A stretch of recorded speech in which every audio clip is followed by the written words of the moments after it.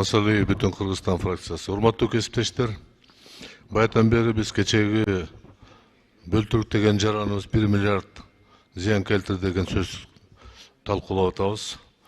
1 миллиард сом деген бул 10 мектептин акчасы деп эсептелет да. Башынан эле бир топ жарандарыбыз, саясий активисттер, депутаттар айткан болчу. Ишенбейбиз. Жок, бизге айткан ишенебиз, таза иштейт деп. Ошол таза иштейт деген Жапаров, Акылбек Үсөнбекович деле жоопко тартылыш керек да.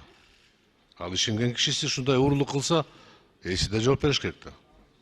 Ошондуктан эгерде биз ушул маселени карашыбыз керек, себеби ал башка мамлекеттин жараны болуп атат. Ушул жерде баарыңыздар уккансыңар, өзү айткан, башка мамлекеттин жараны. Ал кылган иштерин келишимдерге кол койгон жери болсо, же сүйлөшүүлөргө катышкан болсо, анда биз ушул келишимдерди кайра карап чыгышыбыз керек. Анда зыянды аякта да бир пайда көрөм деген ой болуп калышы мүмкүн. Мен сунуш кылат элем, биз комитетке протоколдук тапшырма бергенбиз. Кумтөр боюнча маалыматты даярдап карап чыккыла деп. Бул жерде сындоо эмес, башка эмес, маалыматты толук алышыбыз керек. Кайталап коеюн, мындай иштер боюнча биз депутаттар толук маалымат алып туруп, кандай бир конституцияга ылайык сунуштарды беришибиз керек. Конституция боюнча өкмөттүн мүчөсүнө же өкмөттүн башчысына бошотуу боюнча сунушту бере алабыз.